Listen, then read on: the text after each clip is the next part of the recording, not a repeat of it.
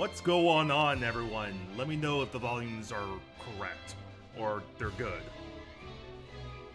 before we actually start Dragon Quest VII Reimagined.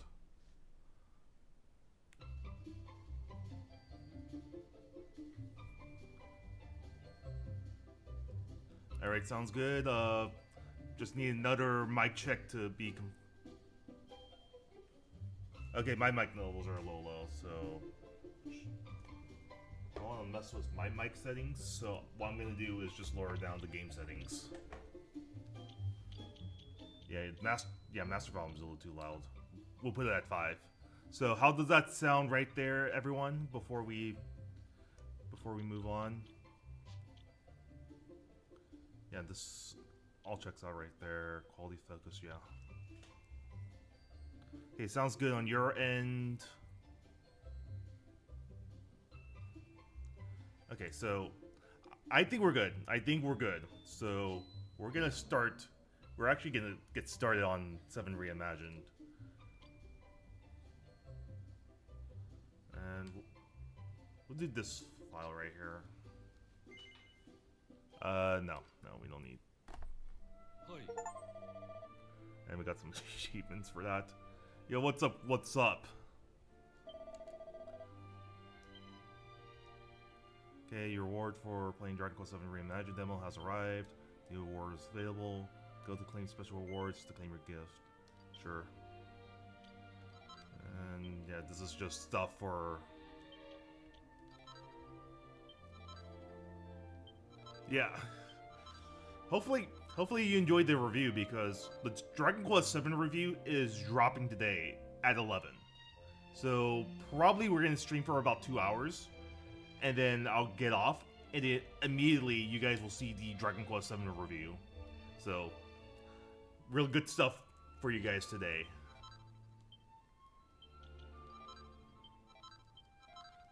So much shit to give us.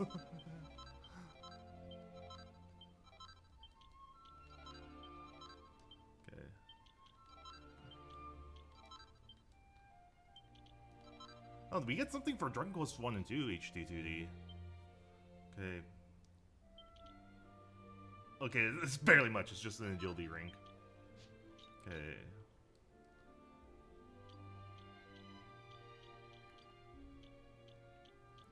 And we're gonna put this on our hero.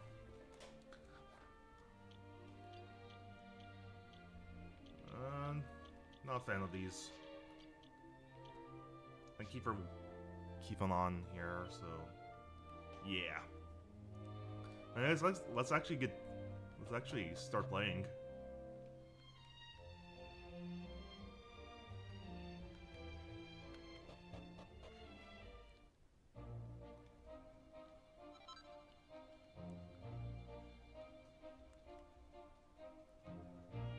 But yeah, how many of you guys bought the deluxe edition with the early access? Just out of curiosity.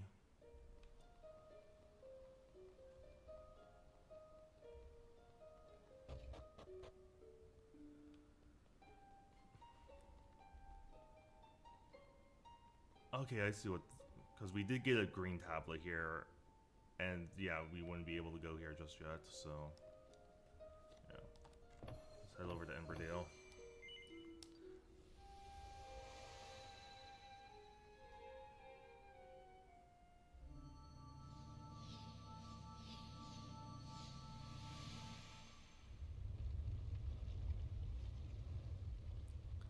But yeah, hope you guys enjoyed the 7 review. It's a long video, I'll say. It's probably my longest video. Okay, fair enough. Yeah, it just keeps popping up because people love Dragon Quest VIII. At least that's what I assume.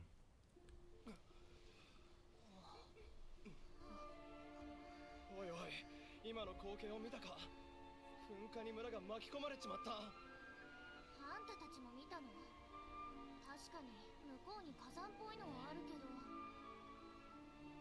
でも今は何も起きていないわよ。私ち悪い夢でも見てたんじゃないの？っておい見ろよこれ。なんてこった。俺たちの帰り道が。 Oh, we're... ちょっと待てよ。 Okay, that's different. 大岩が落ちてきたってことはさっきのあれは夢じゃないのか。 Oh yeah, we will one day. 仕方ないか。とにかく村の様子を確かめに行こうぜ。 Yeah, he looks like he's ready for a journey. So the teleportation is blocked. So I don't think we even need to backtrack. Like we're even allowed to backtrack. We're stuck in Emmerdale until we.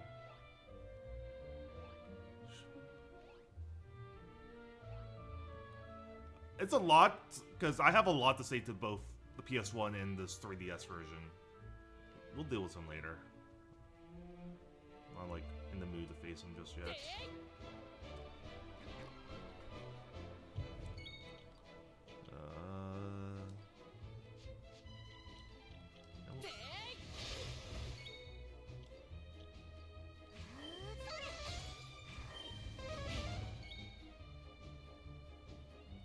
But yeah, there is a lot to that review.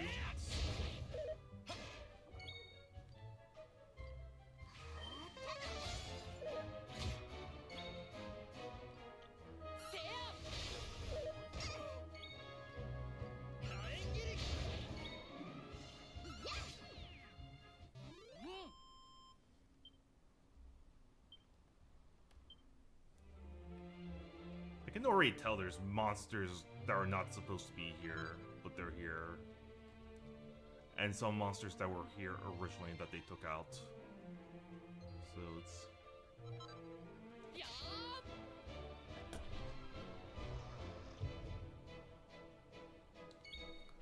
Yeah, that's her right there, yeah. Like, I'm not the biggest fan of 7, like, just being upfront with you guys. So don't come in looking for an ultra positive review. It's, but at the same time, it's not like overly negative.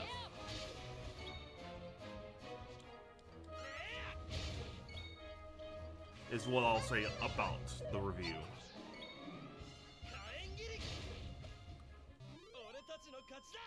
But I think the review does a really good job of explaining like what issues I have with the game.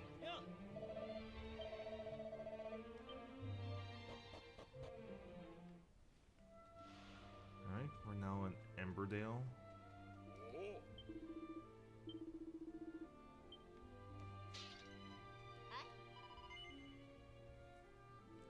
Yeah.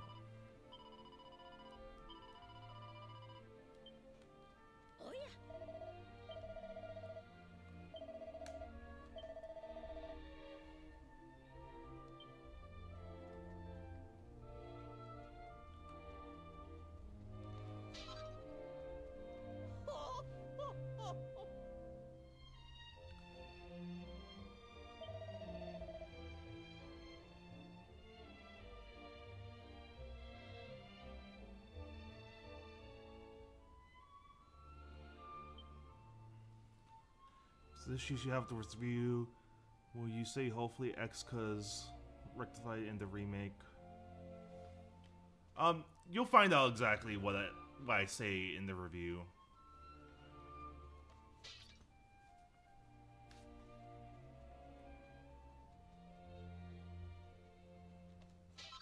Is what I'll say. I'm not gonna give too much out of that video, so yeah.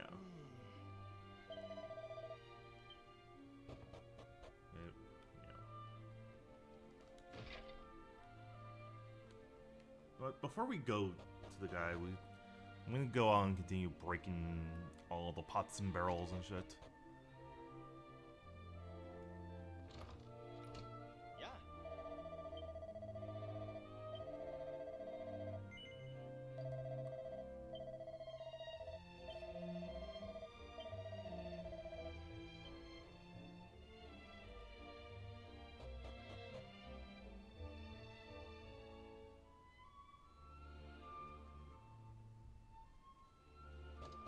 Yeah, that's more like you can say that. Like at the end of the video, I do say that maybe I'll like 7 Reimagined. Which so far it's promising of this game so far. So there's that. For the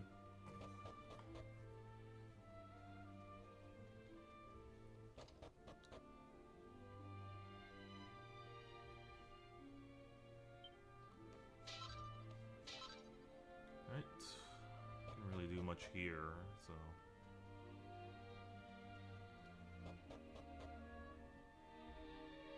Yeah, it definitely feels muted in comparison.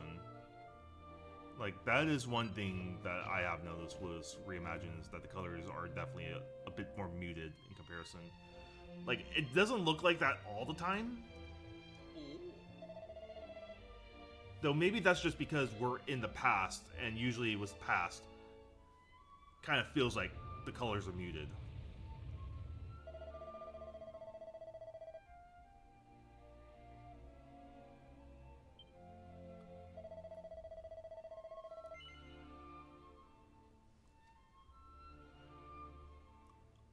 No, this is my PC right here. I don't have HDR enabled on my PC.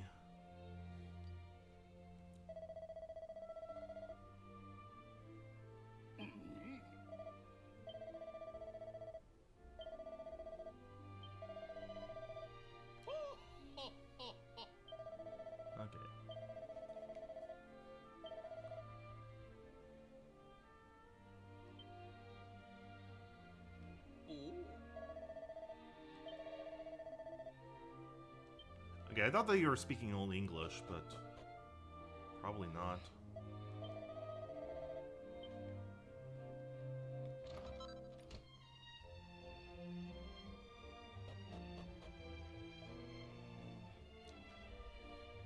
Because I know you would say that because when we did play 1 and 2 HD 2D on Switch 2, the colors weren't muted there, but that's just because I had HDR set up there.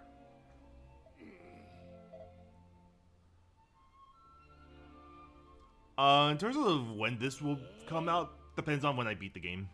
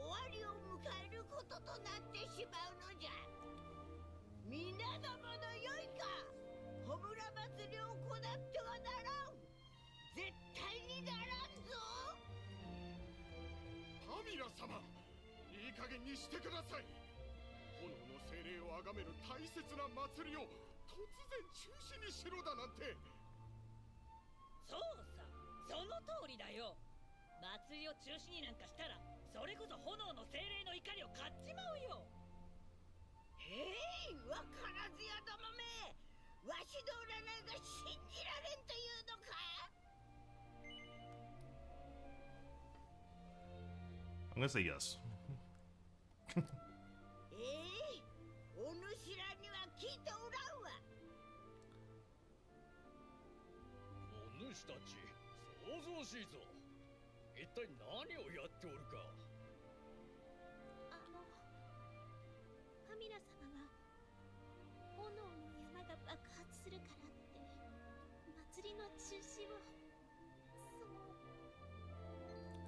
But yeah, when this review comes out is highly dependent on how when I beat this game. My hope is to beat the game within this month and then have it out in March. But you never know with this kind of stuff right here.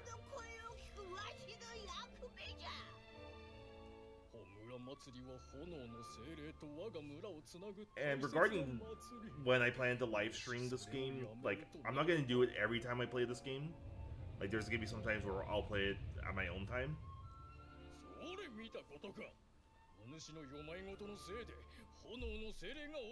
But I do intend to obviously live stream right now because the game's out now.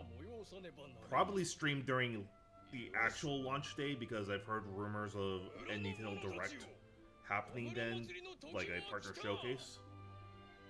So obviously we'll watch that and then also play through this game a bit more.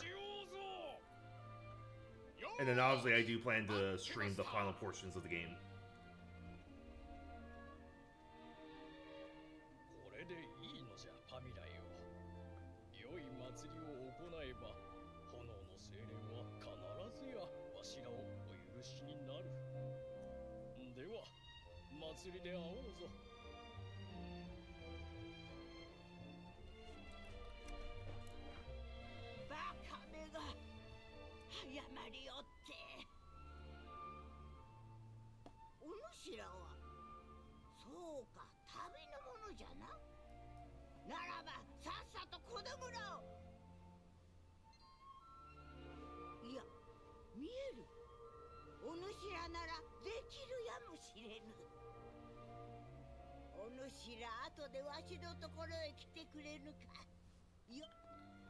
Alright.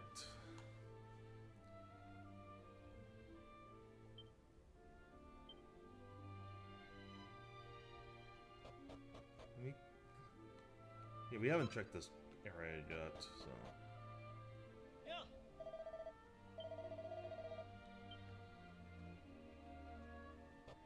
In here, let's talk.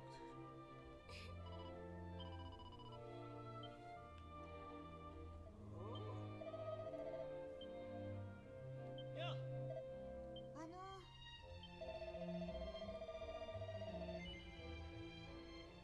Yeah.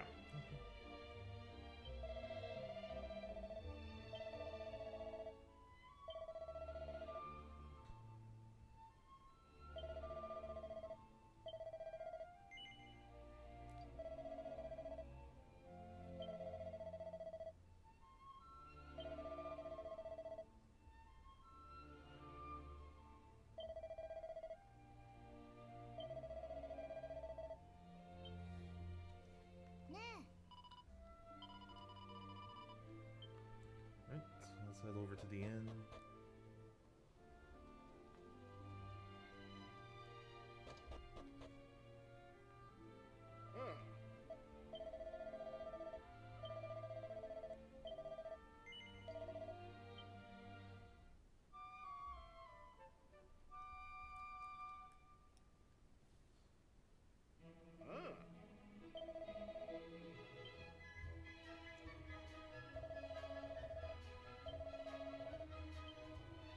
They moved them out from there to... Like, there's definitely some budgeted stuff with this game. Like, the game definitely looks nice and all, but animations-wise... Like I mentioned before in my demo impressions, I did notice that the animations are a lot more simpler than the 3DS version.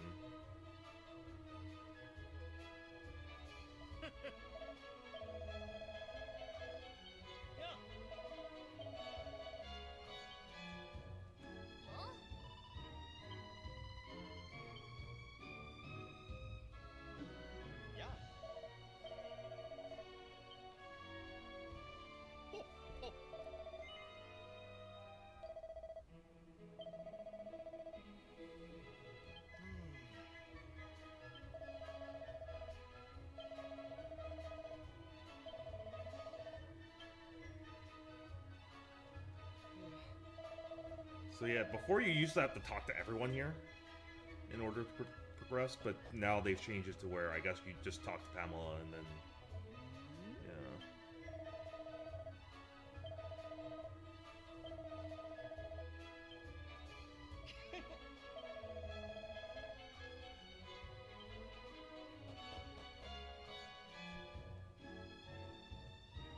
yeah, they changed it.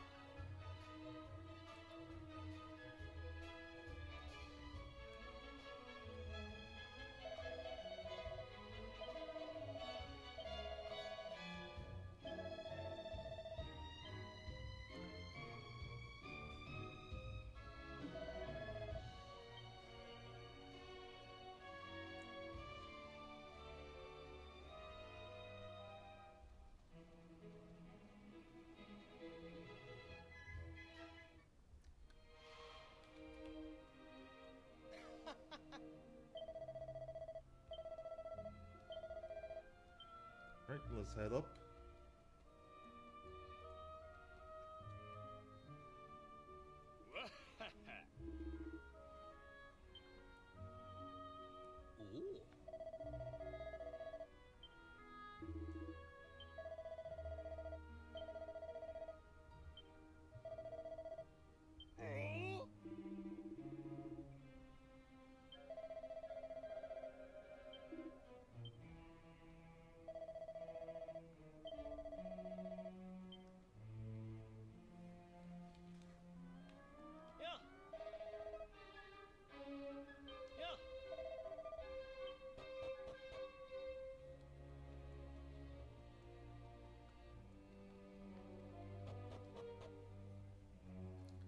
Alright, let's talk to him.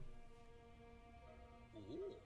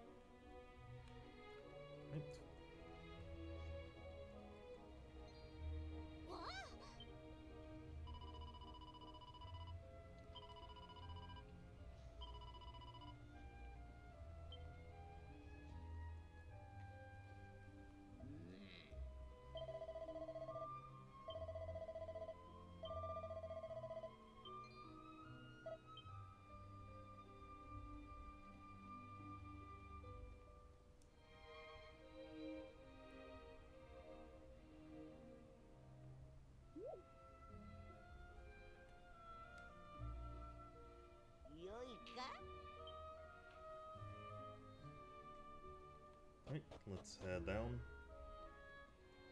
Another one of these. So this, again, like it's... And there's already a spot where you basically heal up and all, so it's kind of just like... I don't know what's the point of this.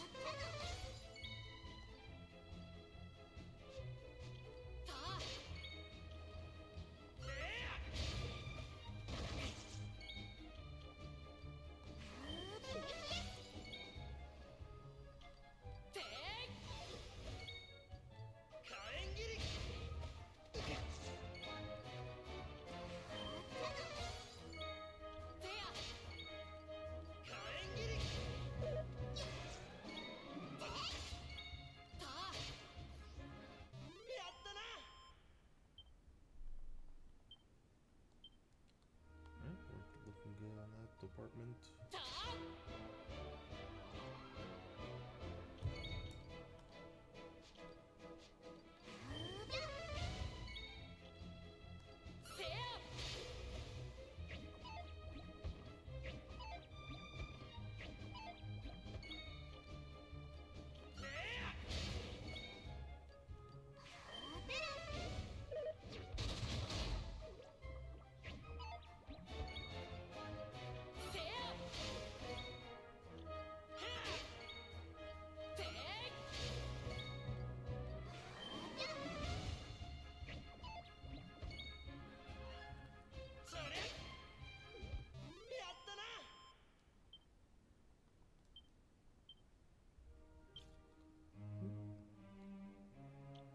Yeah, we're nowhere near.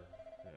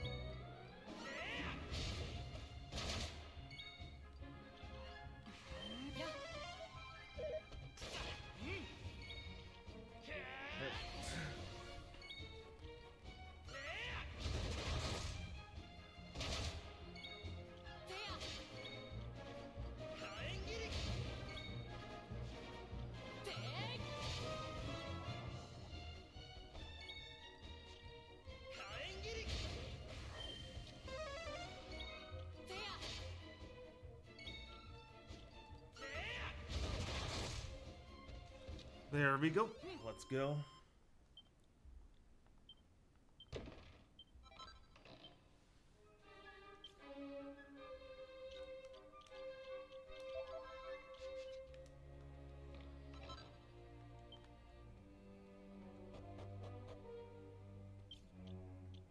I've noticed that there's not any monsters popping up just yet.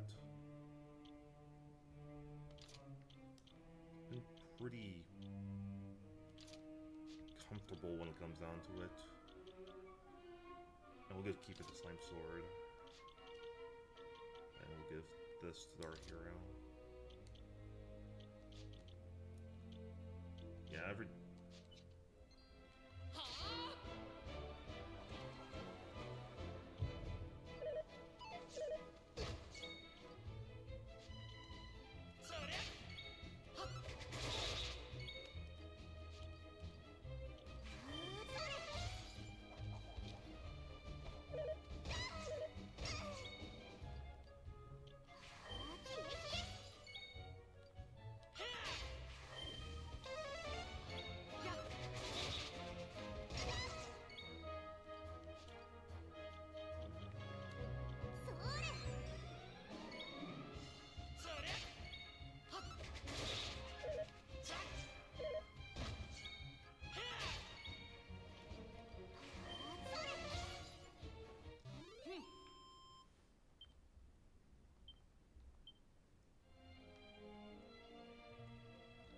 So encounter rate's pretty low from what I can tell. Not encounter rate, like respawn rate is what I meant to say. It's pretty tame. It's not like the 3DS version where it's kind of like a monster just immediately respawns.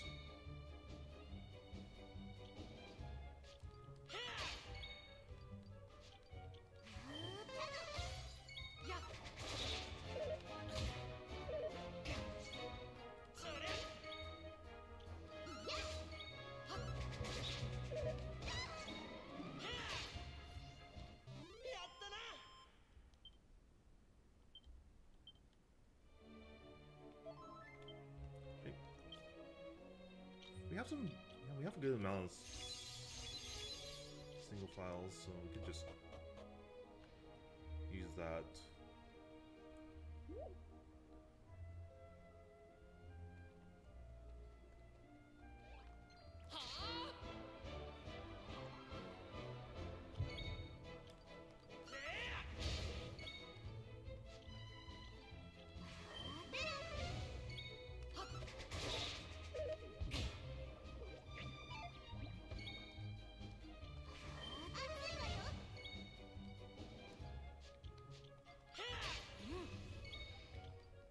No, we can use it there.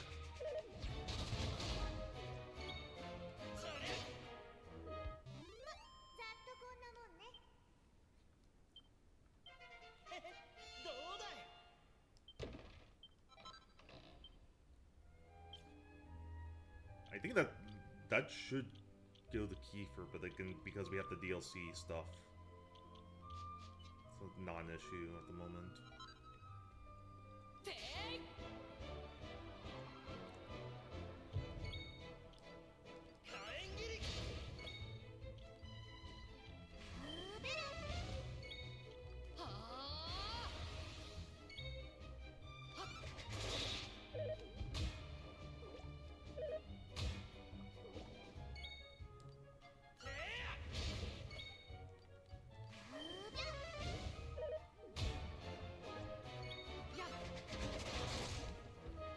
And there we go.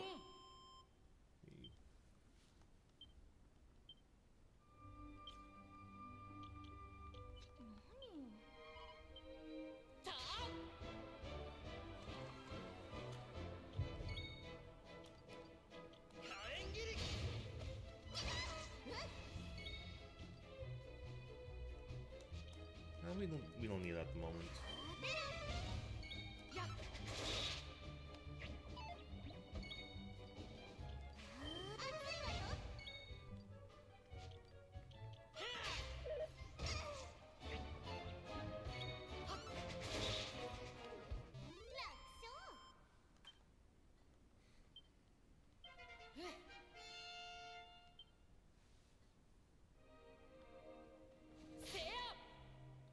Okay, strong enough to beat those guys now.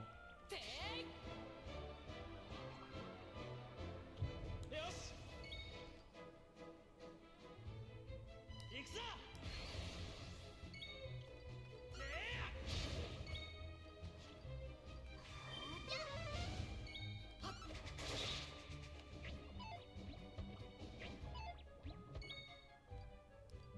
炎切り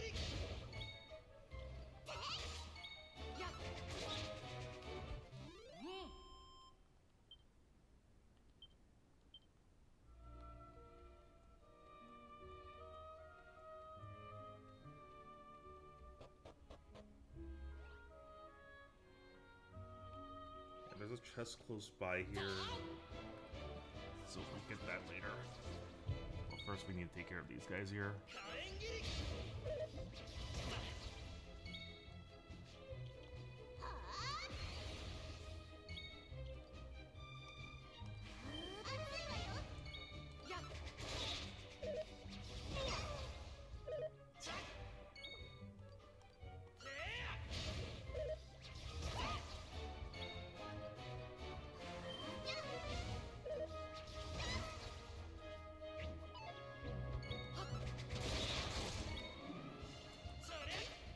We live dangerously.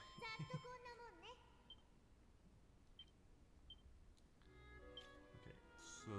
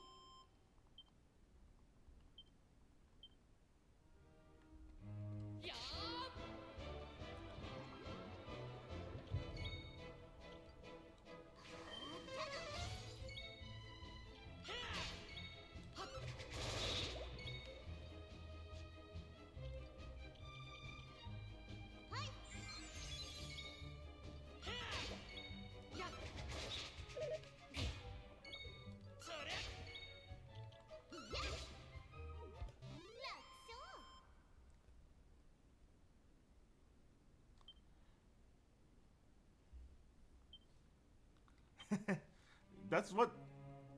That's one way to put it, like, oh yeah, I'm gonna be playing a harder game, so I'll just be nice to have an easy game. But yeah, I have heard from like the grapevine that that's kind of like the one thing that people seem to have an issue with the game at the moment is that it's a bit easy.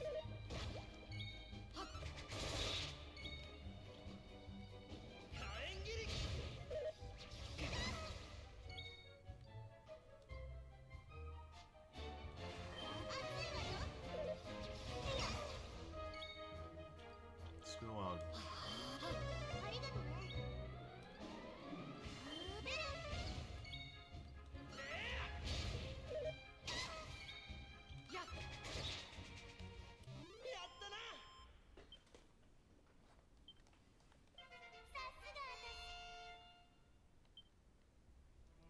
Maribel leveled up.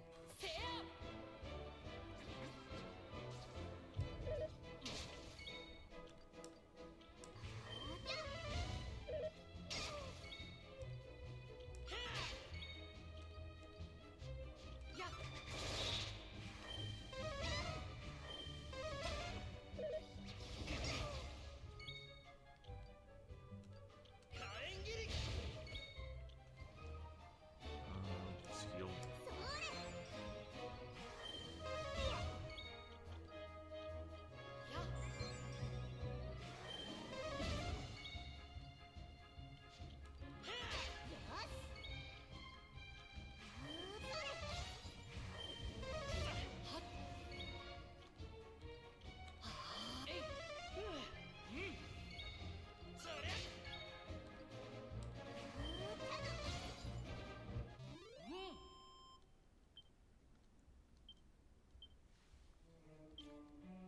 Okay, so getting close.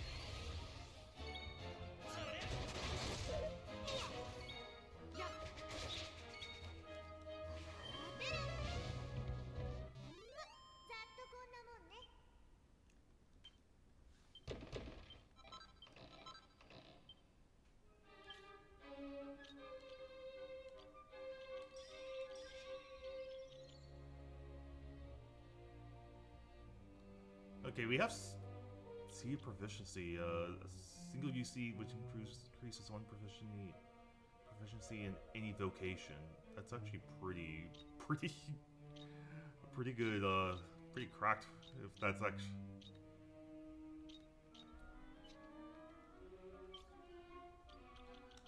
Okay, but we're gonna put on shield armor. Then we'll give Wayfarer clothes to Maribel.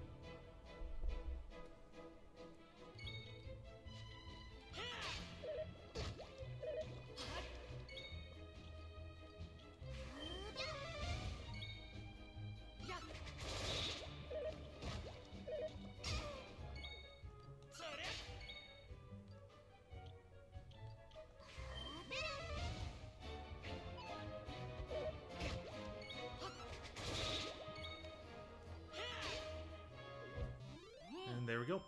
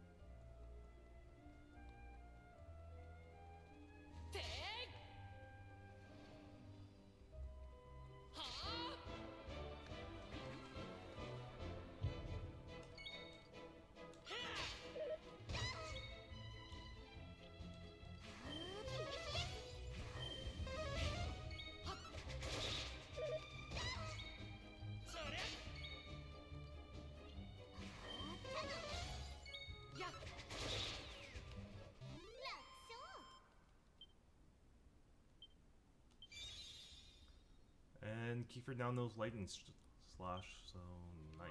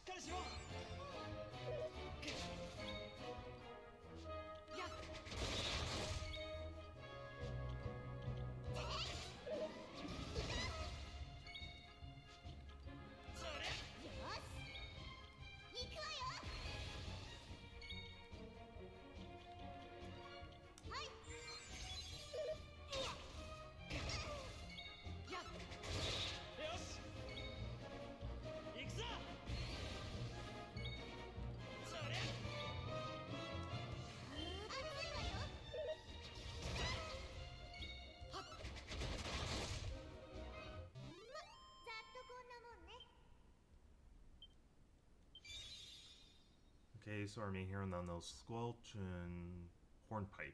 We'll see what that does. Spell Hornpipe. A cheery dance that makes it easier to get worked up. Okay, so it's just a buffing.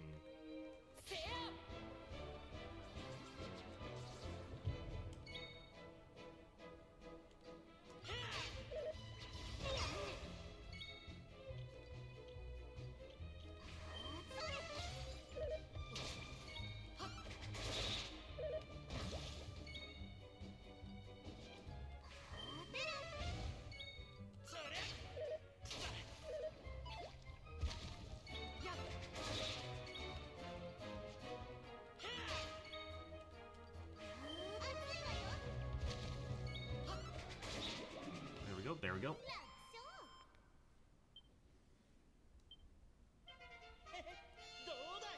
Kiefer already leveled up.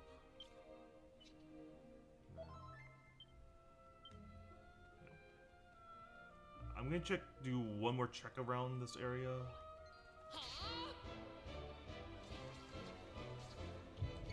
Just to see we're not missing anything.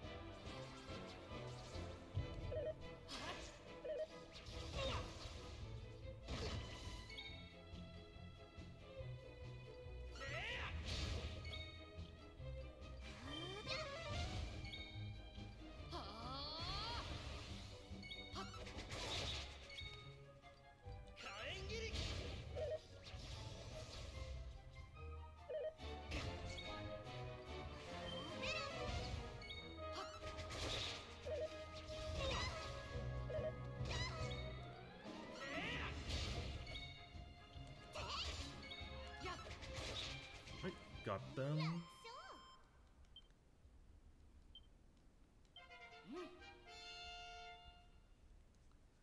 Level 9, let's go. And Maribel now knows at least some kind of AoE spell. It's not perfect, but it's good stuff nonetheless.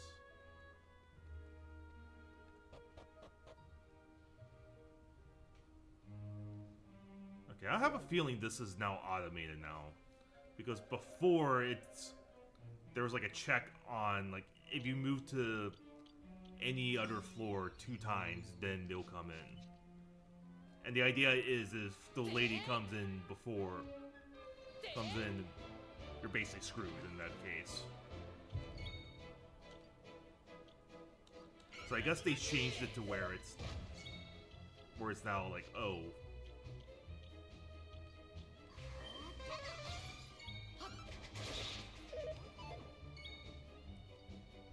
we don't want that to be automated anymore. We don't want that to be like something now. So that's definitely an interesting change.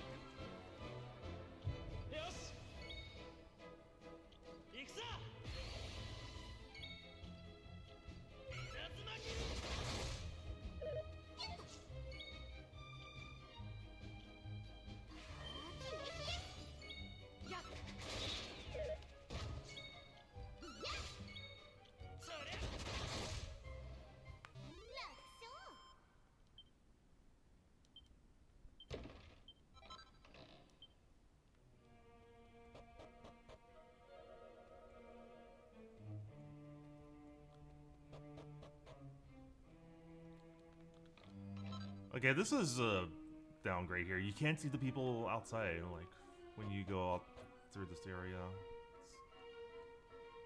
Yeah, that's a bit of a downgrade.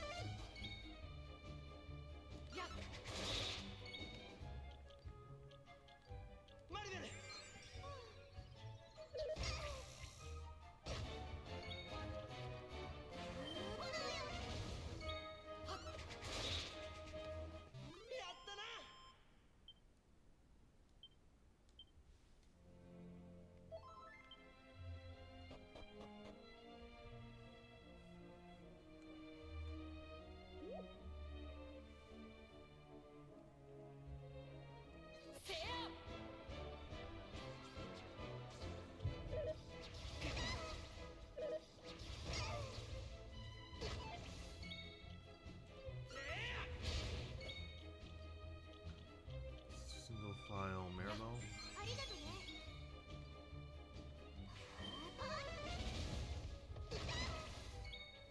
火炎切りやっ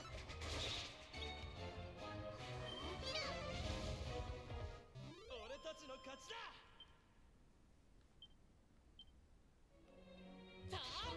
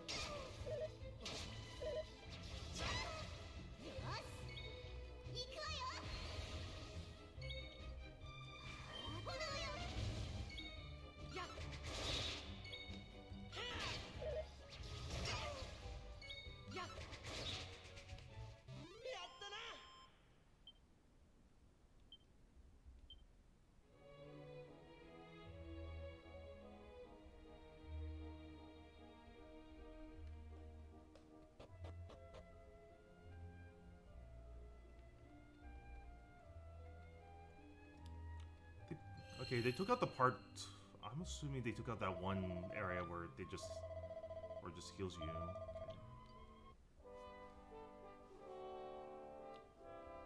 That's interesting.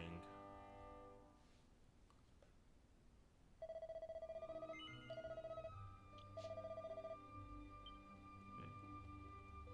Let me explore a little bit around here before we.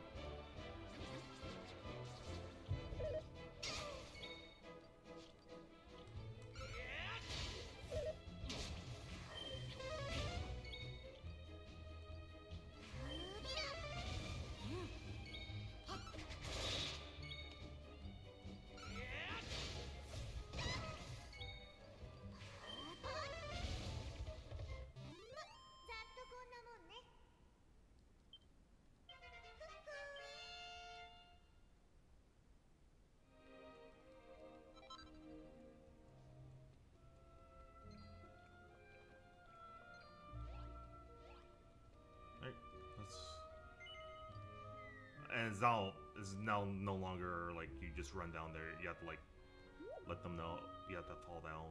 It's interesting. Yeah, they took out that part right there. Interesting.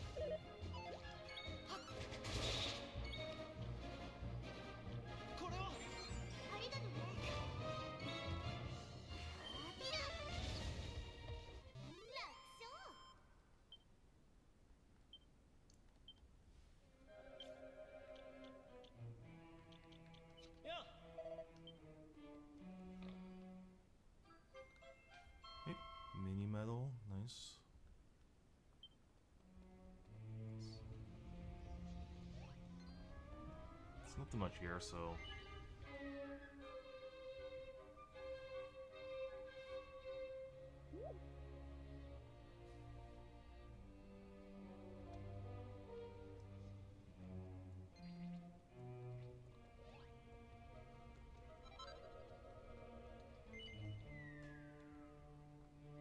And they put another safe spot.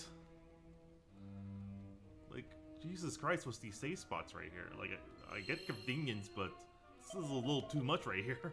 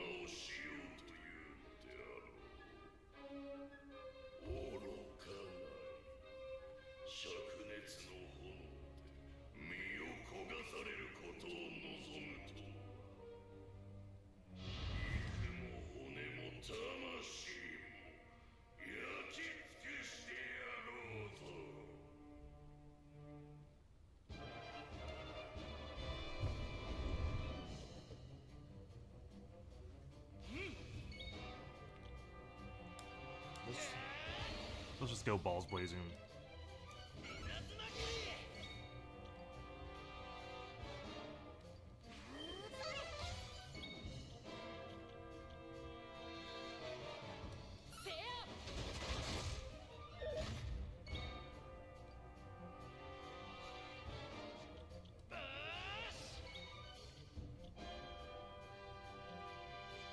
Okay, you can't beat Basil, so.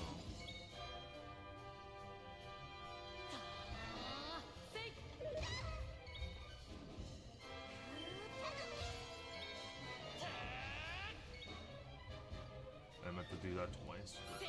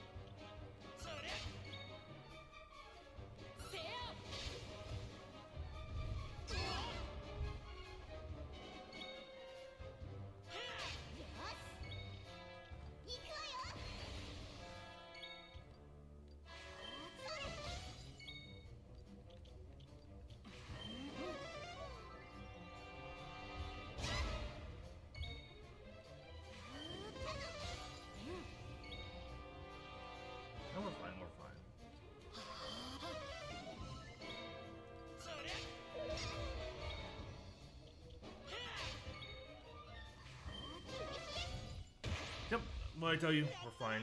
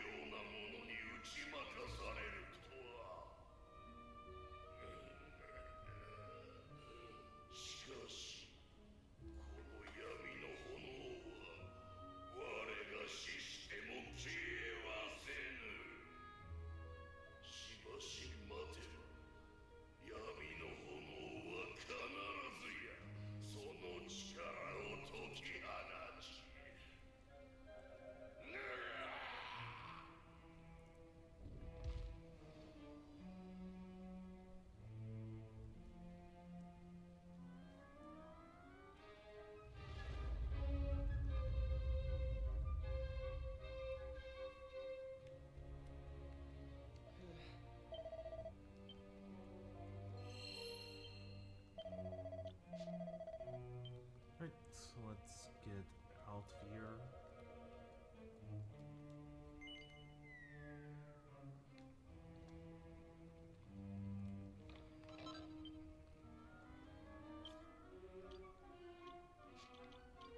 And that will give the key for.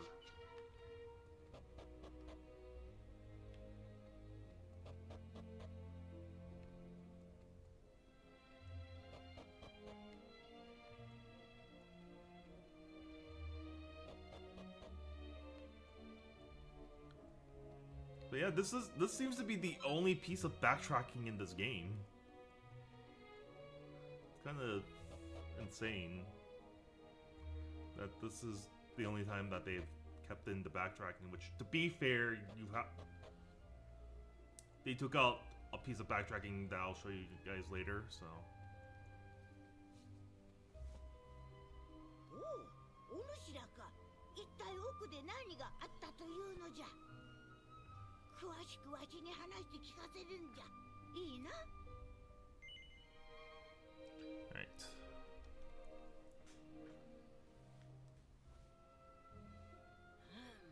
なるほどな。だとすればこの炎はそう簡単には消えんじゃろうな。しかもこのまま放っておいたら何が起こるか分かったもんじゃない。アミラよ、あの炎を消す手立てはもちろん何かあるんじゃろうな。そんなものがあるならわしが聞きたいくらいじゃわ。なんじゃと？お主の予言で何かわからんのか。さあな、わしの予言は当たらんでな。冗談だよ。どれちょっと見てみるとしようかね。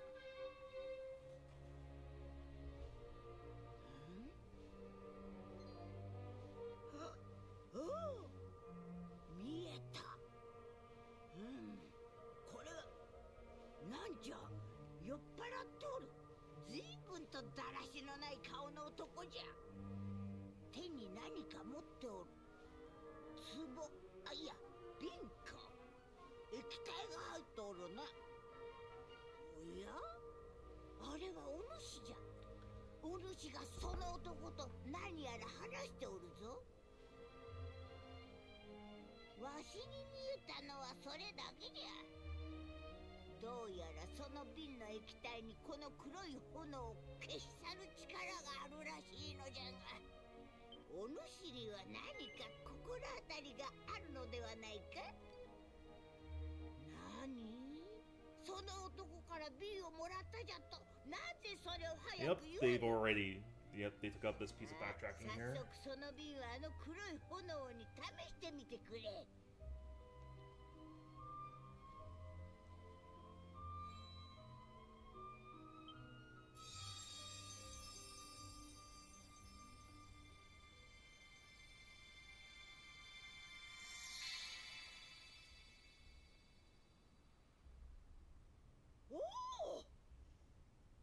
黒い炎が消えたぞ。おお、消えたぞ。やれやれ、結局最後の最後までお主たちの世話になってしまったようじゃな。これでもうわしの予言が現実のものとなることはないじゃろ。ファミラ、そして旅の方たちよ、本当に申し訳なかった。間違っていたのはわしの方じゃ。なんじゃ柄にもなく随分と塩らしいの。災いを防ぐことができたのは紛れもなくお主らのおかげじゃ。この恩は言葉だけではとても返せぬ。 Yeah, of course, of course. ぜひ礼がしたい Just の glad だ that が you're just hopping わし in らに just で to き say ること hello. はあるか Like, の always appreciate that kind of stuff there. あ、なら一つだけ。村の外れに落ちた大岩を撤去してくれませんか。なんというか、その岩のせいで俺たちちょっと困ってるんです。お安いご用じゃ。明日の朝までにきれいさっぱり片付けておくとしよう。皆の者、聞いてくれ。日送りの儀は無事に終わった。あとは村に戻って夜明けまで宴の続きを楽しむとしようではないか。もちろんお主たちもじゃ。なんといってもこの村を救ってくれた英雄じゃからの。村の者みんなで精一杯おもてなしせねばならん。早いとこ村へ参ろうぞ。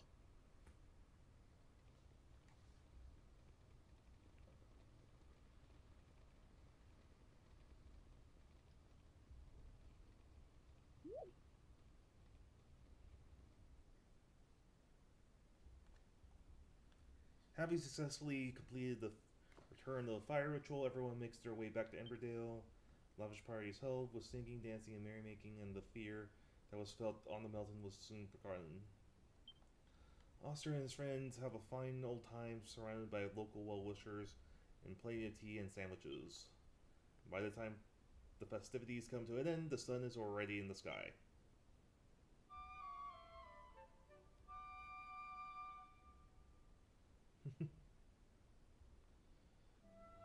どうも。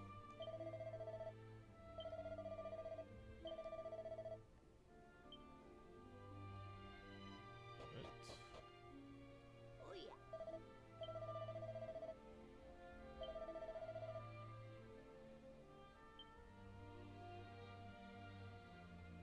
And yeah, gives us the green fragment right then and there. Which I don't think she did. You have to like go to her.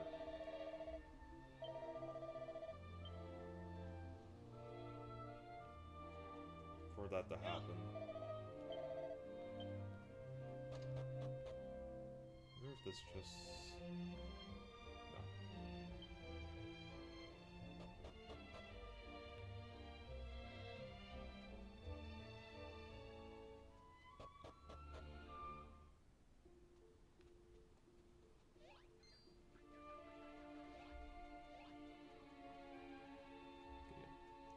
Yeah, we still need to deal with that monster, so we're gonna do it right now. Get it over with. 火炎切り。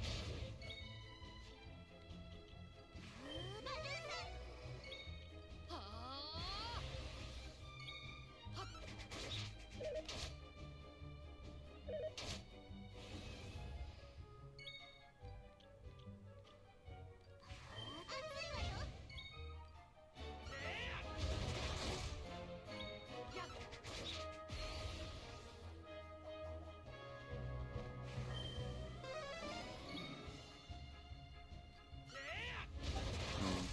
Hey, what's up, Sean? I am just playing the game. I am. Are you streaming? Yeah, do you want me to stream from my screen? No, I meant on. Yeah, YouTube, yeah.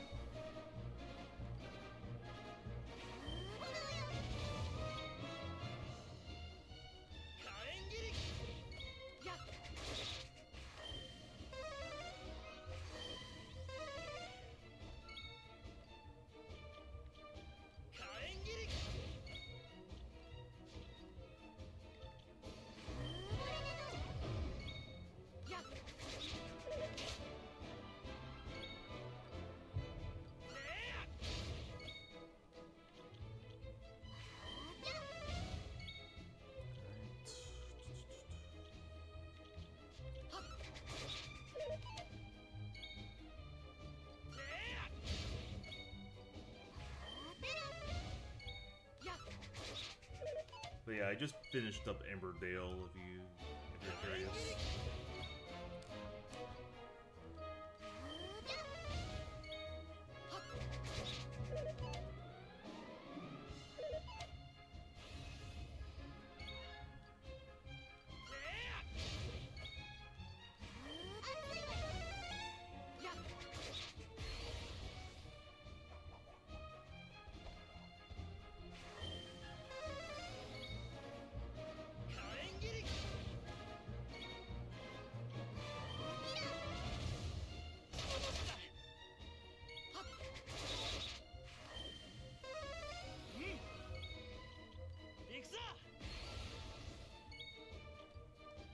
How about you? I'm assuming you haven't gotten the game yet.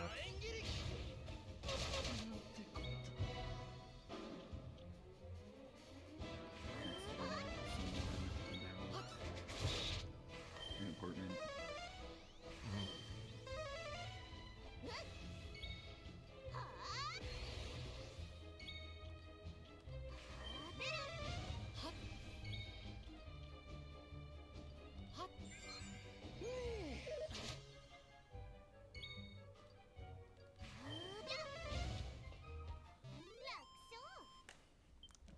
But yeah, I just beat the vicious monster in Emberdale. Pretty easy when it comes down to it. Let's see what. Yeah. The strategic savvy of the merciless rain. Every drop of adventure from an opponent's weakness.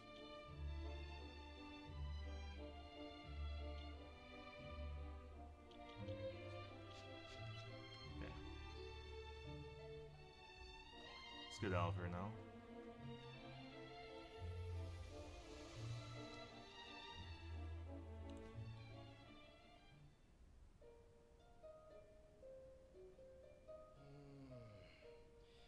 火山が爆発しなかったんだから、あの村はあれでよかったんだよな。ってことはこれで世界にまた新しい島ができてればいいわけだな。城の人間たちならもう新しい島が現れたかどうかも知ってるかもしれない。よし、すぐに城に戻って確認してみようぜ。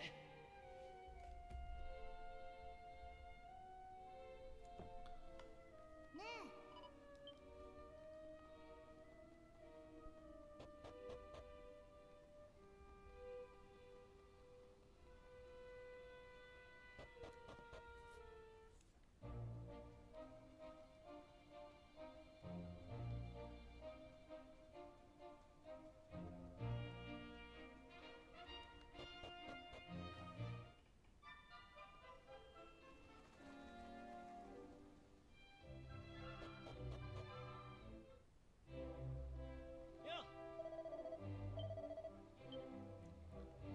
Alright. Let's set it up.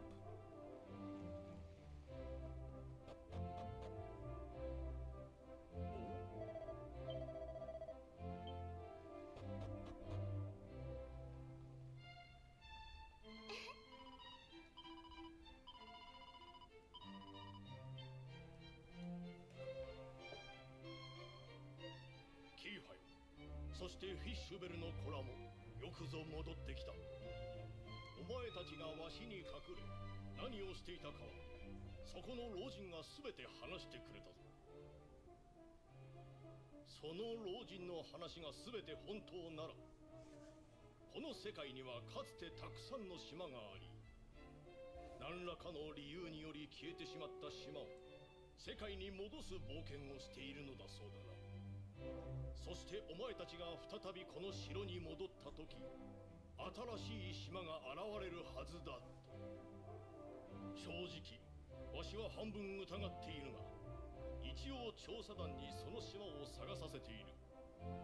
もしも本当に新しい島が現れていたなら、キーハ、お前のこともそこの老人の言葉も信じよう。早ければ調査団ももう間もなく戻る頃だ。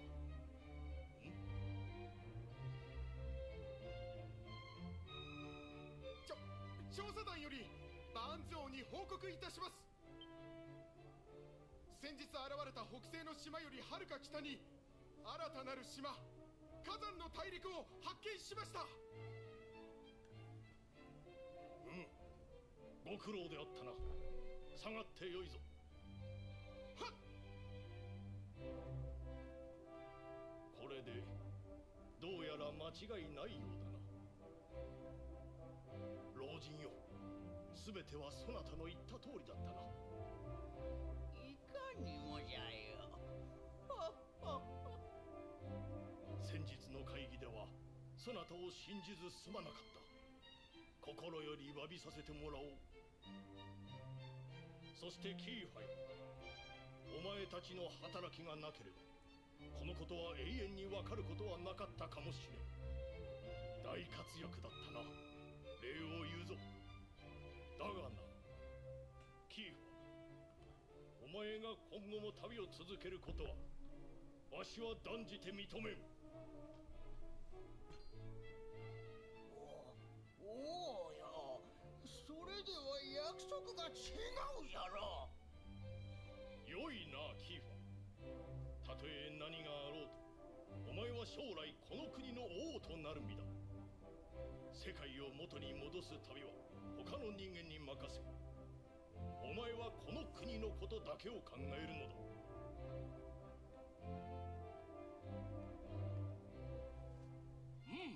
マリベルも王様の言う通りだぞ。お前は大事な一人娘なんだ。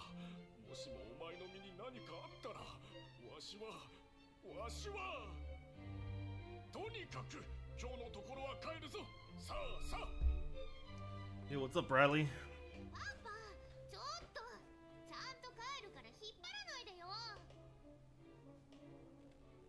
息子よ、俺はむしろお前にそんな Oh, 勇 it 気があ sounds った like ことを my computer's 嬉しく having a heart attack. I'm like, dude, there's no way this game is this 海の男なら intense. 引き際も肝心だ。 Like, is it like screaming like a banshee or whatever, your laptop?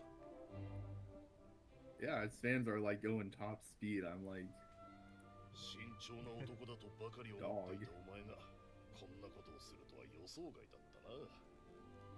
ま、俺はバーンズ Yeah, not to worry, Bradley.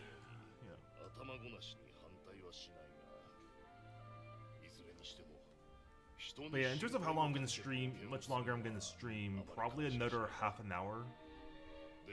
Because obviously the 7 review is gonna come out in half an hour, so it just makes sense to stop by then. I'm going to be on until 12. たとえ一人きりでも行きたいと思うほどその決意は固いのか。 Because I didn't do the demo here, I just have, わかった。ならば俺も You're just gonna start お前を引き止めるのは予想。 from ground zero, basically. お前も海の男だ。一人でどこまでやれるか試すのもいいだろう。 yeah.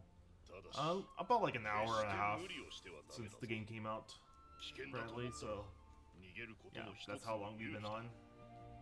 さあ、何にせよ今日はもう遅い。今夜はゆっくり寝るんだぞ。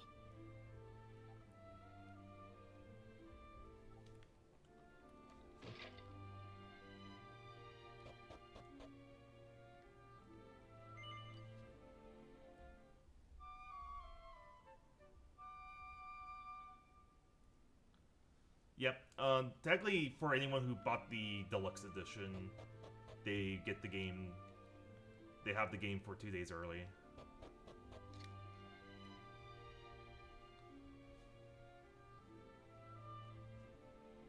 やっと起きたのね。まったくどれだけ人を待たせば気が済むのよ。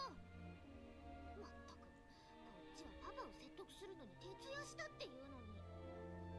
ねえ、どうせあんたのことだから一人ででも旅に出ようとか考えてたでしょ。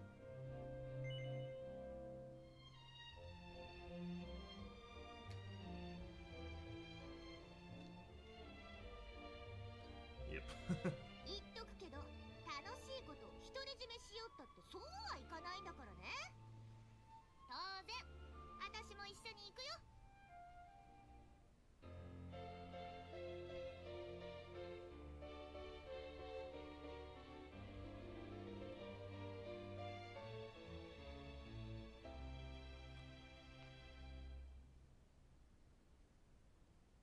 確かずっと北の方に火山の大陸がどうとかって昨日言ってたよね。さて、じゃあ早速そこに行くわよ。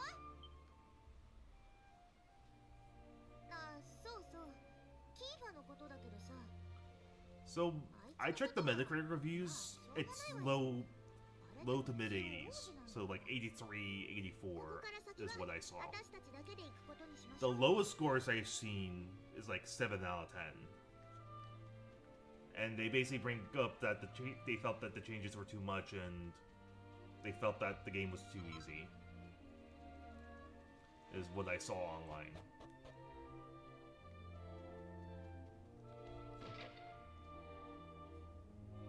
じゃあさっさと蓋をどかしちゃいましょう。せーの。 Yeah, it's pretty decent, yeah. I'm a bit surprised 1 and 2 HD2D remake actually outranks Metacritic score-wise versus 7 Reimagined, but あんた考えなさいよ。 it is what it is. ね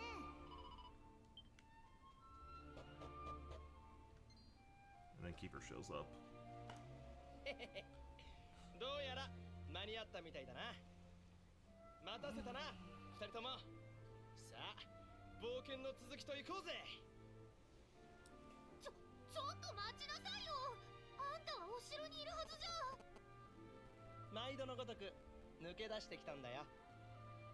親父と話してはみたんだけど、やっぱり納得してもらえなくてさ。兵士連中の目が厳しくて正面突破は無理そうだったから、城の裏の崖から海に飛び込んだんだ。はあ、崖から海にって、あんたどんだけ無茶するのよ。でさ、どうにか頑張って泳いでたところを偶然この人に助けられたんだ。偶然ではないぞ、キーファ王子。君ならどんな手を使ってでも城を抜け出すと思っていたからな。密かに様子を伺っていたのだ。 Oh, our hero's dad just comes in. ブルカノさん、どうして。本当なら俺は命がけの冒険に出ようとするお前たちを止めなければならん。だができない。俺は海の男だ。ガキの頃から漁に出てこの海の広さを誰よりも知っている。だからこそずっと夢見ていたんだ。この広い海のどこかにまだ見ぬ世界があったとしたらと。お前たちはその夢を叶えてくれた。これはきっと他の誰でもないお前たちだからこそできたことなのだ。俺には Alright, you enjoy your work, お前 Bradley. たちを止めることができない。 Well, it's work, but you get my point. だ I から hope you 一 enjoy つだけ yourself. 聞かせてくれ。お前たちに覚悟はあるか。人知を超えた危険な旅だ。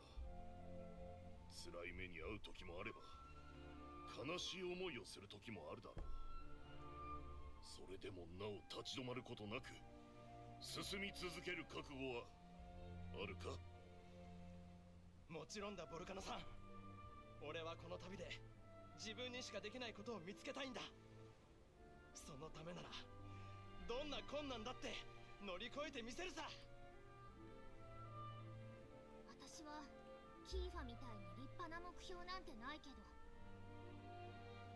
こんなに面白い旅をやめちゃったら後できっと後悔すると思うの。そんなの死んでもお断りだわ。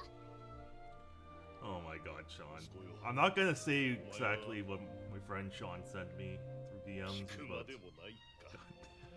お前は小さい頃からずっとこうと決めたら譲らない子だった。お前たちの覚悟受け取った。後のことは俺に任せてくれ。キーファ王子、マリベルお嬢さん、息子よ、行ってこい。俺の、いや世界の夢を託したぞ。 Yeah, that was pretty terrible.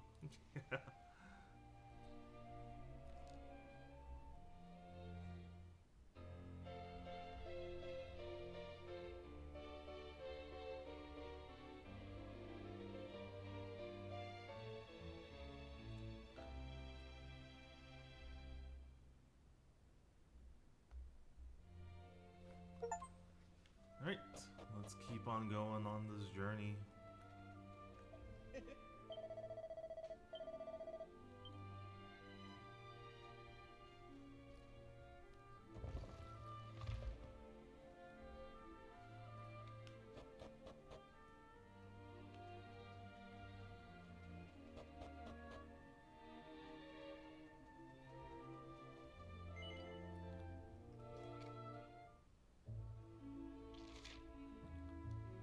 I'll just go. I think I can just go south, and that should take me to the island.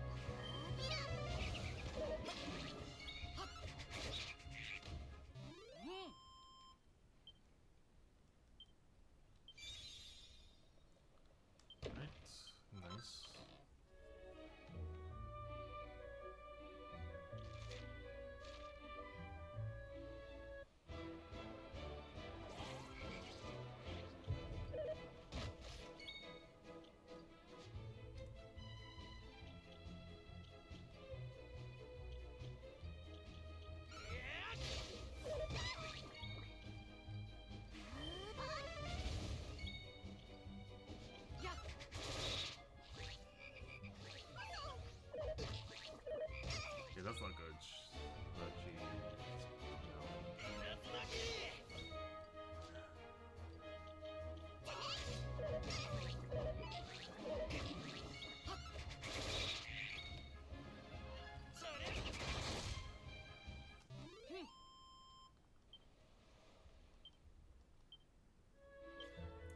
okay, I don't think we can. No. We're up in the north area, so we should be in theory.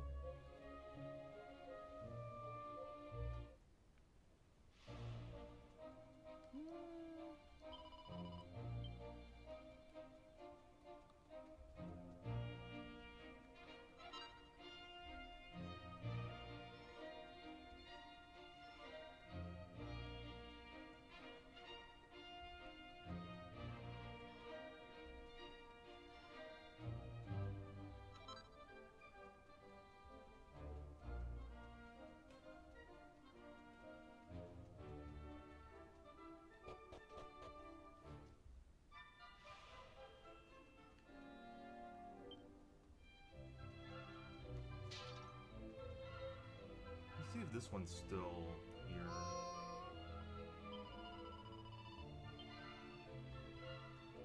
Okay, yeah, this one, the side quest for the mini medal is still here. So.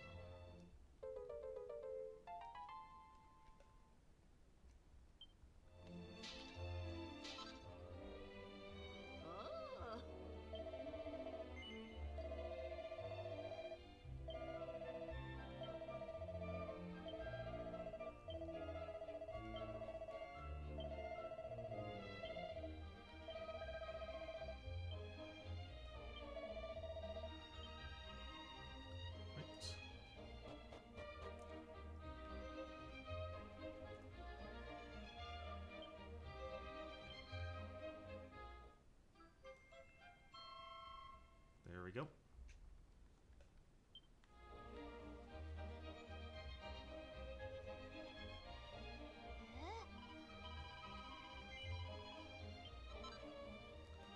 Okay, they don't give you a mini medal in this for that anymore. They just give you a seed. That's interesting.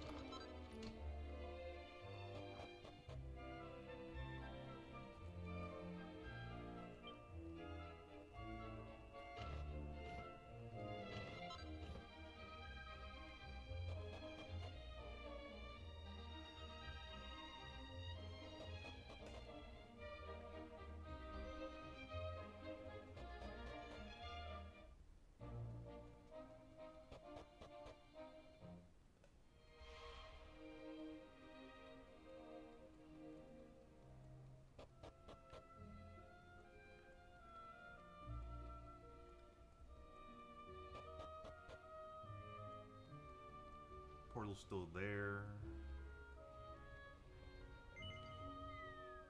We can actually now fall down from here, so that's actually a good improvement compared to previous versions where you had to go on and explore every single nook and cranny of this area.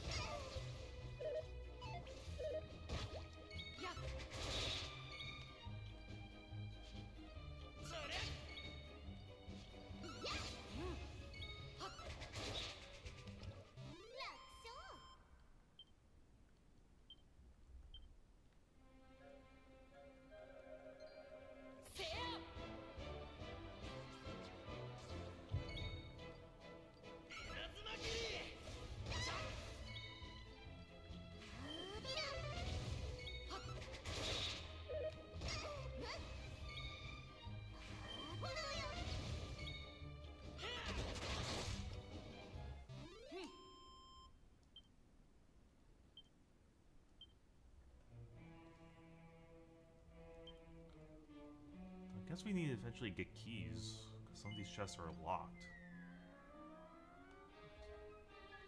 And they're usually not locked.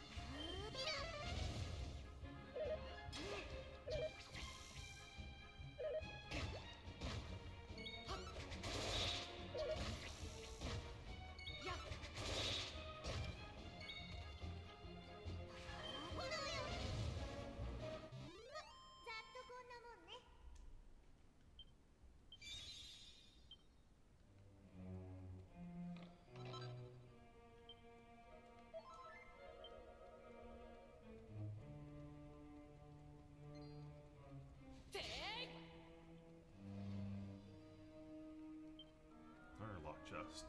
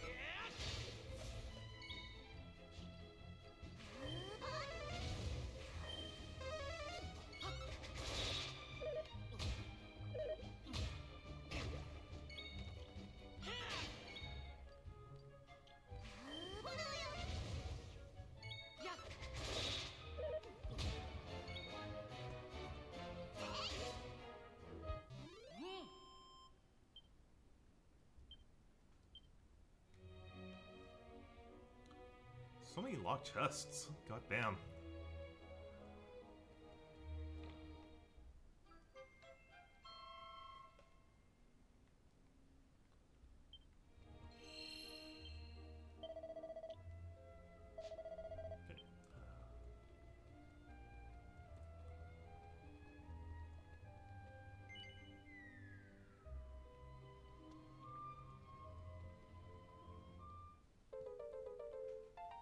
Got a gray fragment, which I assume I know what this one's going to be for.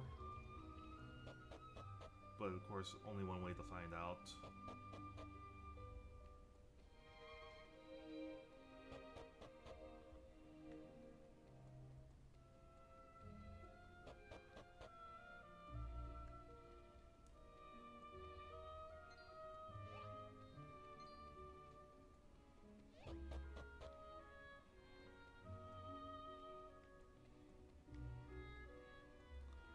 Quickly check some stuff around.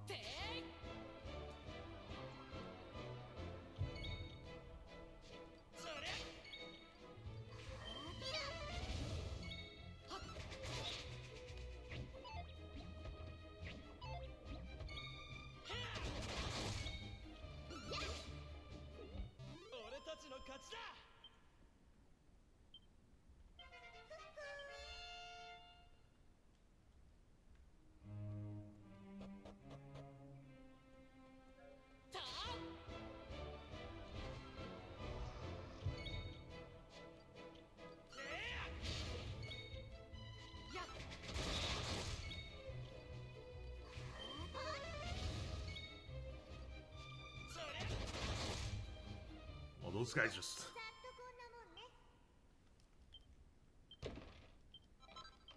Like, I have never seen like an ass demolishing like that.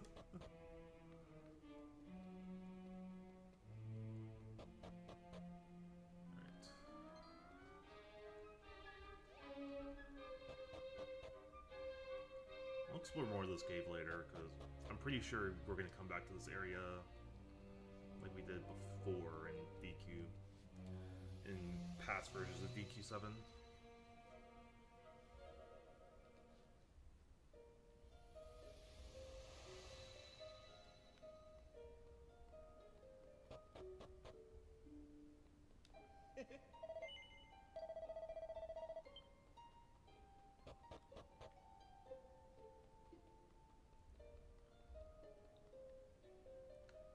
Well,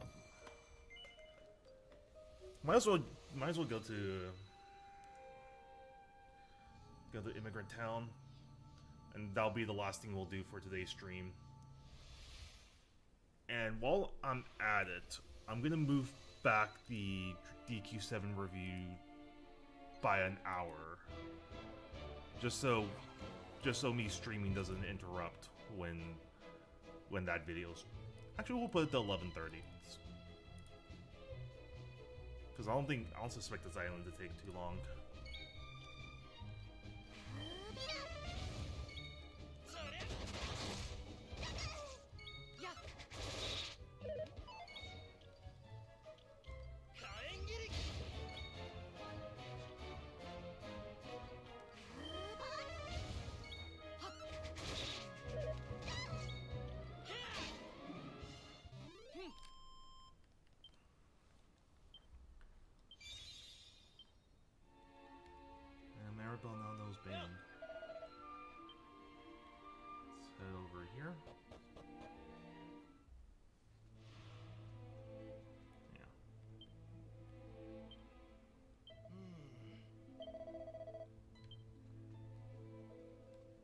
But yeah, this island here, it's now optional. It's no longer... You don't have to do this island anymore. おお、なんと珍しい。このようなところに旅の方とは。目は衰えておりますが、わかりますぞ。どうやらさぞ名のある方のようですな。して、このような荒れ果てた地に一体何のご用でいらしたのですか。なんと、では時を超えて失われた世界を再び元の姿に戻そうと。誠に残念ですが、この町は元に戻ったとて、もはや手遅れでありましょう。ご覧の通り、この町の人間は全て石と化してしまっております。それも昨日や今日のことではありません。せっかくですからお話ししましょう。この恐ろしい呪いが降りかかったのは今から何十年も前のことでした。50年前のその日、この町では雨乞いの儀式が I actually do like what they're doing here better. この土地は雨が降ることがほとんどありません。町は常に水不足に悩まされ、Because I'll tell you guys this right now, in this 3DS version, well, starting back with the PS1 version, later you fall asleep, you go into the towns, and you talk to all the statues, and you essentially learn that these guys were looking for water, and were praying that water would come one day. And then in the 3DS version, because they wanted to streamline stuff, they took out a bunch of stuff. While here, they have the old guy tell you what happened, which keeps in the whole idea that these people were looking for water. 一体なぜ貧しくもけなげに暮らしていた人々がそのような仕打ちを受けねばならなかったのか。それは今でもわかりません。驚くほど静かに、そしてあまりにも残酷に、町の人々は呪いの雨によってあっという間に石と化してしまったのです。ただ一人、食料の買い出しのため町を離れていた男。この私、クレマンを除いて、ほんの少し前まで共に泣き、共に笑い合っていた大切なものが物言わぬ石となり佇んでいる。その冷たい体に触れるたびに私の心は小さくしぼんでいくようでした。石になるのを逃れたとて、嵐のように襲ってきた孤独は呪い以外の何者でもなかったのです。私は人々の呪いを解く方法を見つけるため放浪の旅に出ました。長い旅になることは覚悟していましたが、それは想像以上の道のりでした。1年、また1年と時が過ぎ、天使の涙と呼ばれる飛躍を手に私が町へと戻ってきたのは、旅立ってから何十年も後のことでした。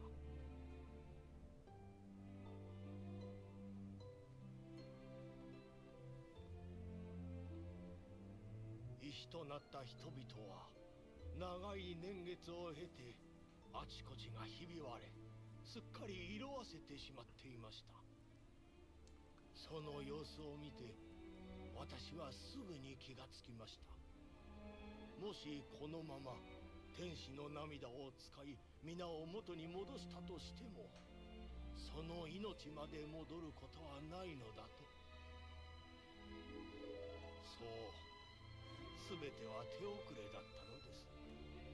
私は皆を救うことができなかった。それから私は天使の涙を使うこともできず、かといってこの地を離れることもできず、彼らと共にずっとこの町で暮らしているのです。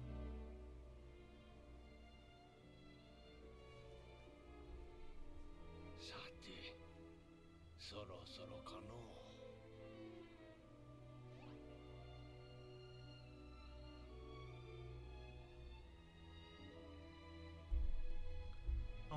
Oh, they did keep in all the statues, and then you get to see what the recollection is.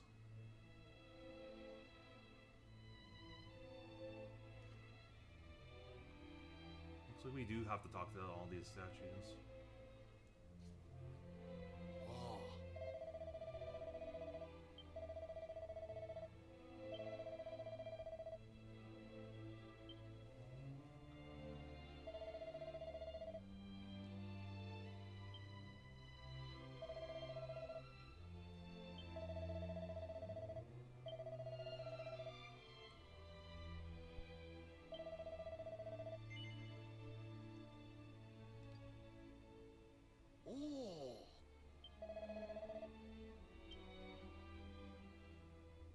Nope, never mind. We're gonna use the angel tear right there.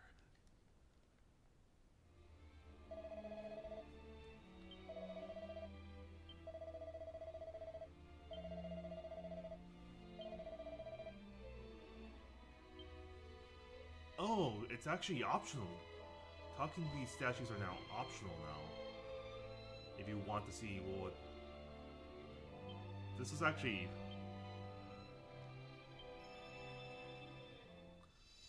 I actually do like this. Like, you're not forced to talk to everyone, you know.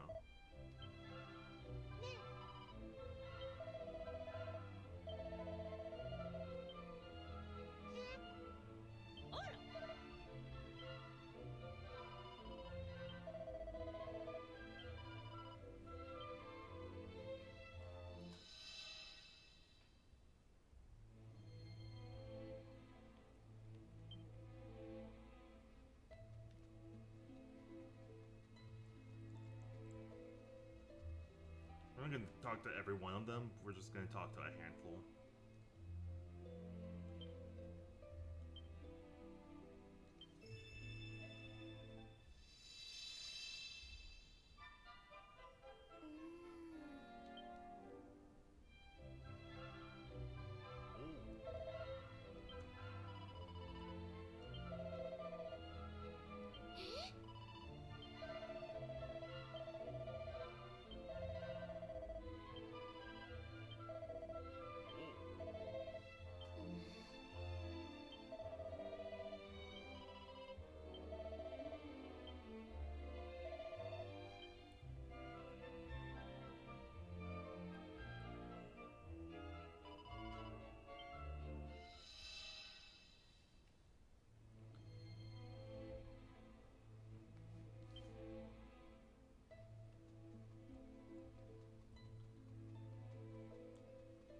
Does seem like there are less people to talk to, but I'm not too sure on that.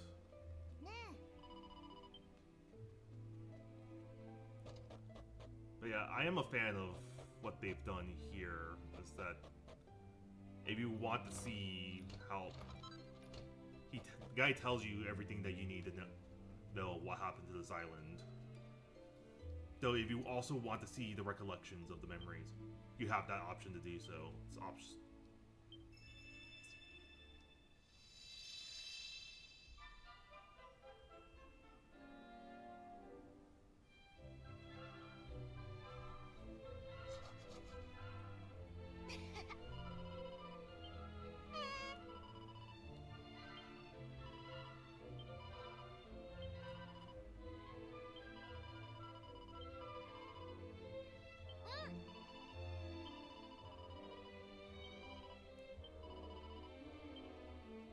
And what this 3DS version did was they took out a lot of the dialogue of people talking about how they wanted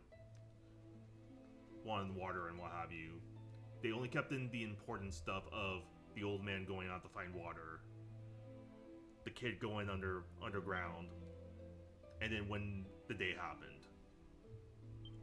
And you don't really... And when you enter this island, you really don't know that people really want water in the 3DS version.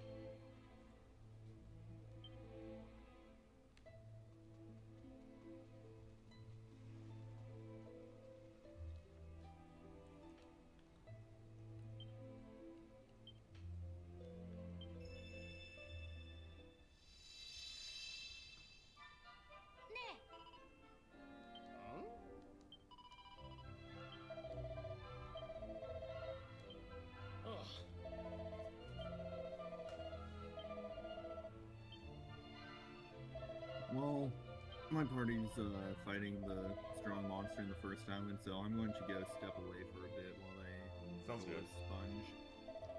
Sounds good.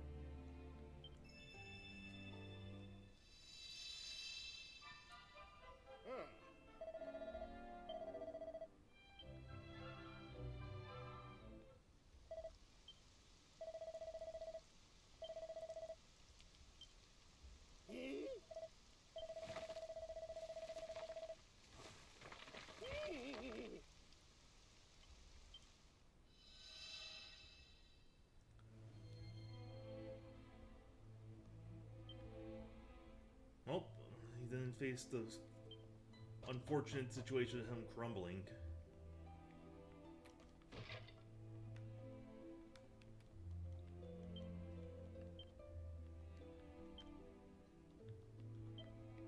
Anyways, let's rest up at the inn now that the statues don't.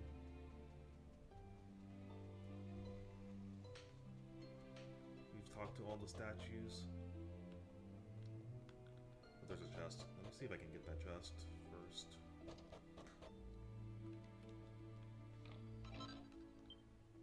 Hey, 100 gold.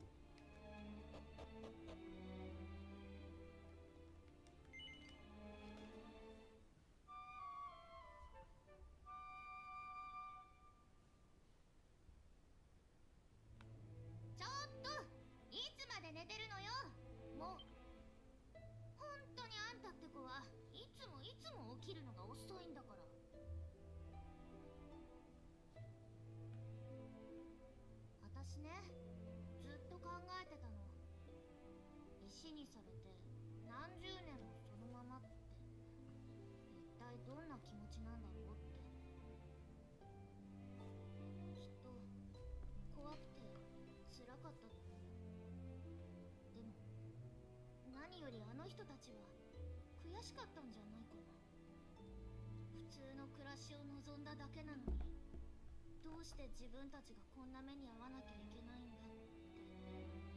だからみんな光を灯すの。懸命に生きていた頃の思い出をせめて誰かに見てほしくて。まあ、ただの想像だけどね。ともかく町の人たちをしてあげましょう。おじいちゃんがいる高台へは町の西にある木の近くに隠された秘密の階段から行くんだったのね。さあ行くわよ。ねえ、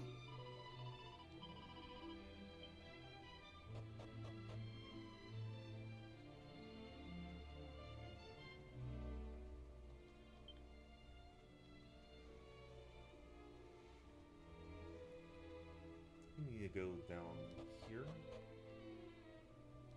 No.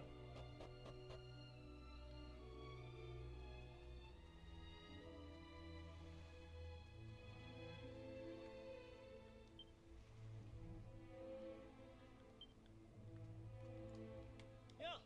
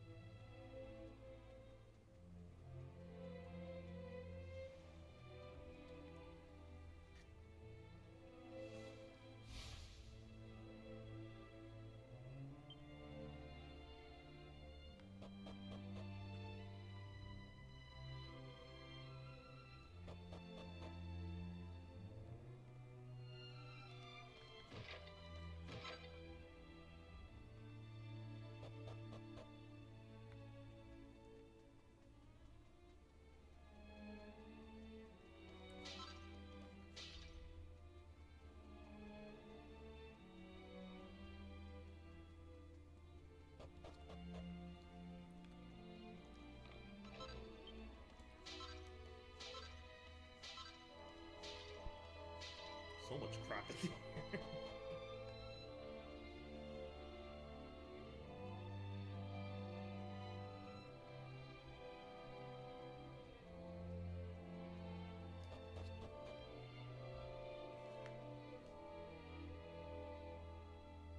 おお、旅のお方、お待ちしておりましたぞ。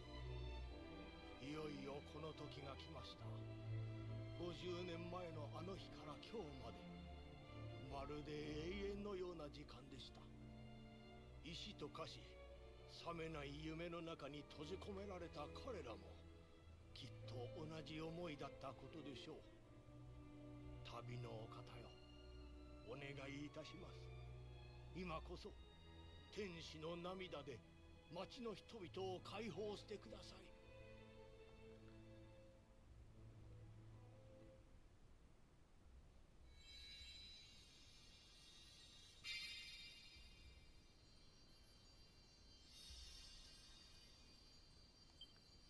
いつか Alright, this 私 time の no one 天 died. 命が尽きたその時、また彼らと会えるのならば、その時を自らの不甲斐なさを心から謝りたい。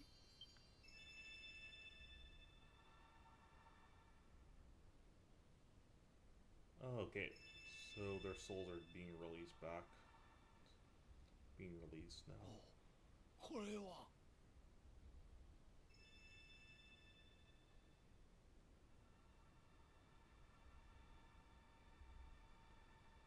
ミリー、ミリー、君なのか。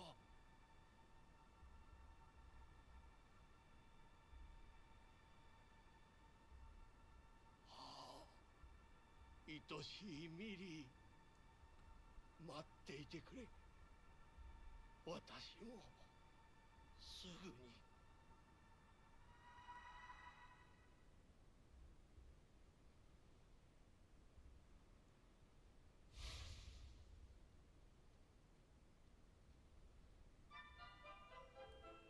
あれ、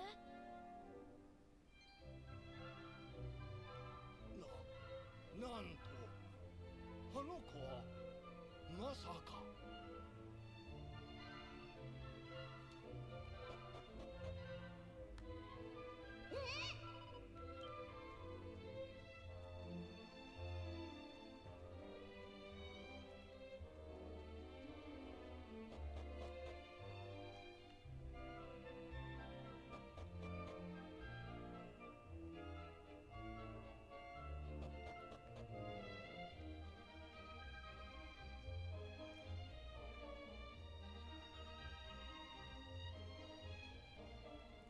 check down here.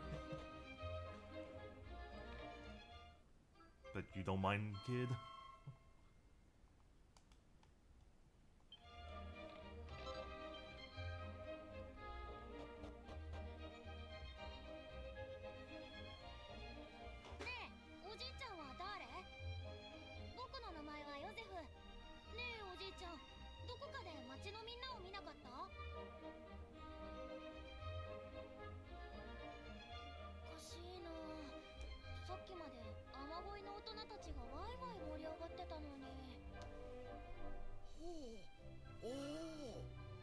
その声、その姿、確かに覚えがあるぞ。確か酔いどれ起源のせがれ、名はヨゼフと言ったか。そうだよ。お前、一体今までどこにおったんじゃ。地下の秘密基地だよ。地下、そうか。それで今まで風にさらされず姿は無事のままで。旅のお方、奇跡だ。町はまだ死んでなどおらんかったのだ。これもあなた方のおかげじゃ。あなた方がこの町を訪ね私を助けてくださったから、心から礼を言わせてくだされ。この年より今日ほど嬉しい日はありませんぞ。とはいえこの子はまだ身の回りで何が起こったのかを知りません。まずはこの子に全てを打ち明け、それから町の人々を改めて弔うことにいたしましょう。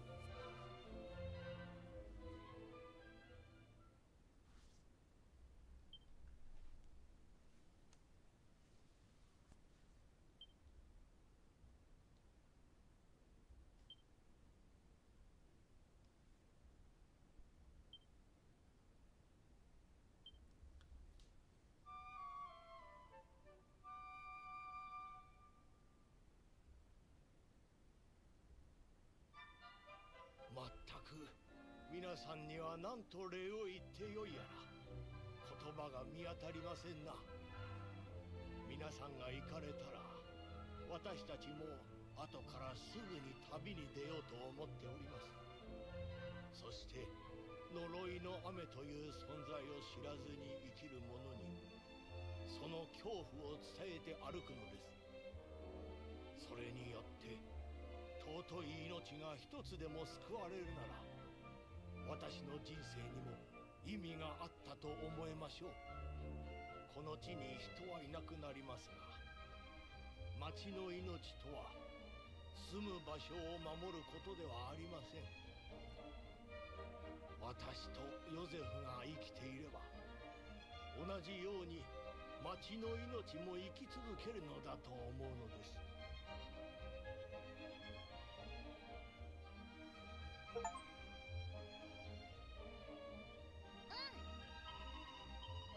Well, they cleaned out all the statues.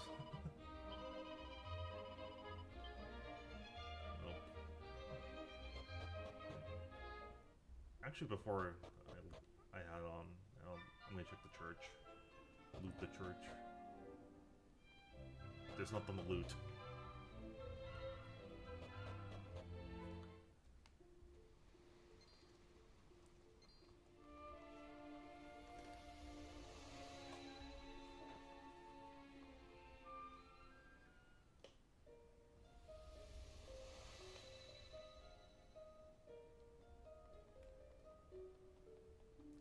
There's no fragments in that area, because I do remember there used to be fragments you had to get.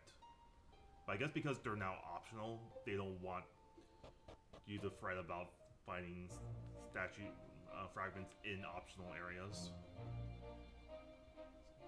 Which does make sense.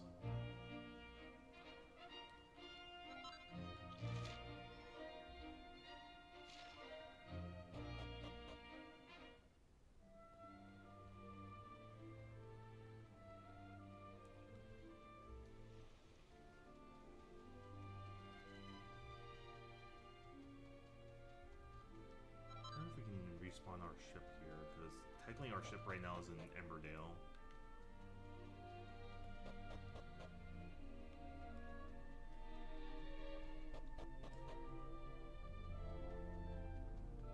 Nope, it's stuck in Emberdale. Unless I assume we just go on and zoom.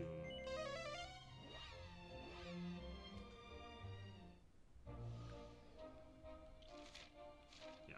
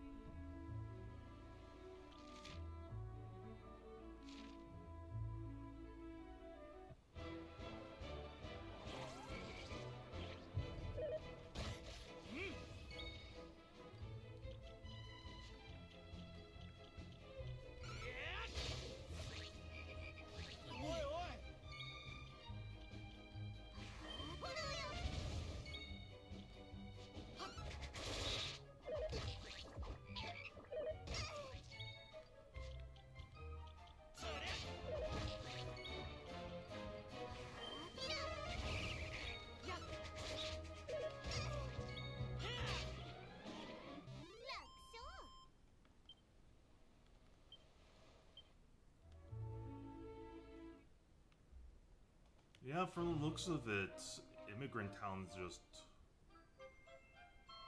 You just don't get anything. The island just comes back, but you can't do Immigrant Town anymore, so that's... They completely taken out the Immigrant Town side quest.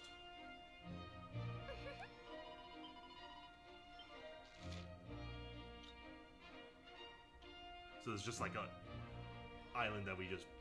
It's just now just an island with nothing there. So that's a bit of a shame. Though I think I heard that they took out the side quest. It's just, I guess they just kept the whole scenario with the island.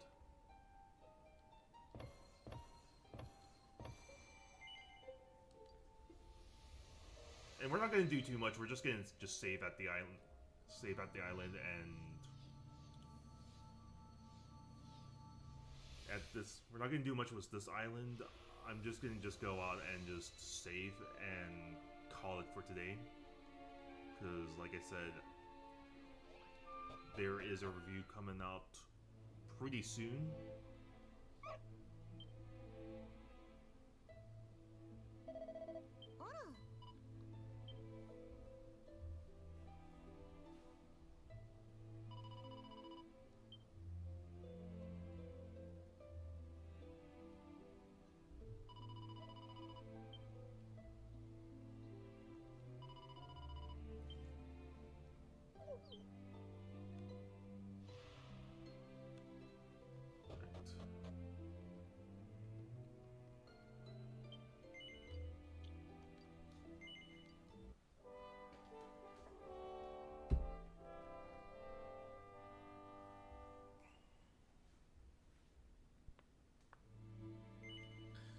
Alright, so that's gonna do it for today's stream. Hope you guys enjoyed just chilling with me, just watching me play some Dragon Quest VII Reimagined. So far, it's definitely pretty streamlined, and it's pretty easy so far. Easy at the moment. Like, I knew they kept in the Immigrant Town island, but I wasn't aware that they just took out the side quest that comes afterwards. So seeing that gone sucks, but I get why they took it out. But anyways, I'll probably stream more DQ7 Reimagined on Thursday, because like I mentioned before, there is that rumor going around that a direct's gonna happen then. So I'll live stream the direct and also play some DQ7 Reimagined for you guys. And then by then, I should also announce the winner for the DQ7 and 1 and 2 HD2D giveaways, if you guys entered that. But anyways, hope you guys enjoyed the stream. We'll see you guys on the next one. Take care.